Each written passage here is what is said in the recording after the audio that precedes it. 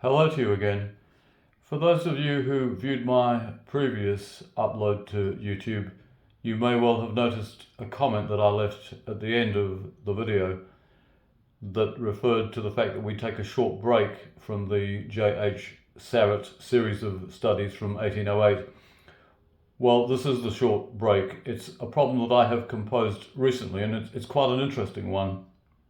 The task set here is for white to deliver checkmate in 4 moves. And what is interesting to note is that black is slightly ahead of material, although, of course, if you look down here, white's pawns may cause him some trouble.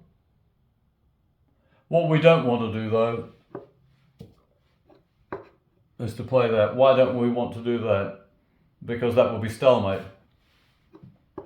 So we have to leave the bishop alone. Equally, what we don't want to do is to play here and promote to anything, because he'd simply take it off, and then black really has the better game, because if white should advance this pawn, black can play bishop e7 and control d8. And of course, should the king move away from the h-pawn, black simply captures on h7, and then it looks a bit dangerous with black still having his g-pawn. So none of that would be of any use. So the king must stay put, essentially.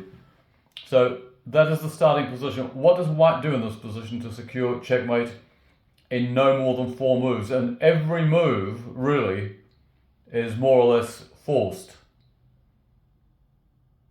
What does white do here? Well, congrats if you've seen the key move. It is d7.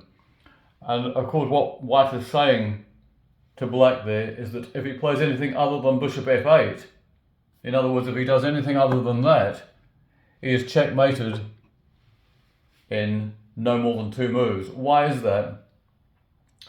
Well, if he plays like this, or anywhere down here, you promote that to a queen or a rook, and that's an immediate checkmate. On the other hand, should he play anywhere down here, then we just need to queen that. He has to interpose, and then we take, and it's checkmate. So he has to play here. But surely what is the good of that? We can now promote the d-pawn. Well, you can promote it. Let's try queen. What's the net result of that? Stalemate. Supposing you promote it to a rook. Stalemate again. What about if you promote to a bishop? Now this is a different scenario altogether, and we'll go through it because it's quite interesting. So what does black do here? Well, he plays here. And what do we not do? Well, we don't take there because stalemate. So what do we do? Well, what we do is we play to any of these squares here. Let's try c7. So what does he do? Well, he has another stab at it. And again, if we take this bishop, stalemate. So we don't do that. Instead, we promote. He's forced to take it. And then what do? Well, we play here. And in that position, he is forced to move away from the defense of the g-pawn. And that's checkmate. What's wrong with that? Well, there's nothing wrong with it. The only problem is it doesn't meet the criteria of the study. It's a checkmate in 6 moves, not in 4. So let's put it back to the starting position, and we must determine how we go about delivering checkmate in 4 moves. How can we do it then? Just take a good look at it. Do we do anything differently on our first move?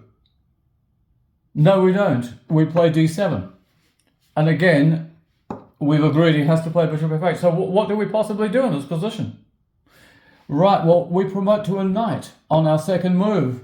This is a genius stroke. Just look at it. You'd never think that you could checkmate in 2 more moves from that position, would you? So what does black have there? Well, he can only move his bishop. He can't do anything with the king and the pawn. So let's try here. He's attacking the knight. Yeah. But you see, the major problem with that now, we promote. You can promote to either a queen or a rook. We'll have a queen on. So what does he have on his third move? Well, he has to take the queen, doesn't he? And now do you see it? Yes. Dynamite, isn't it? Knight f7. Checkmate.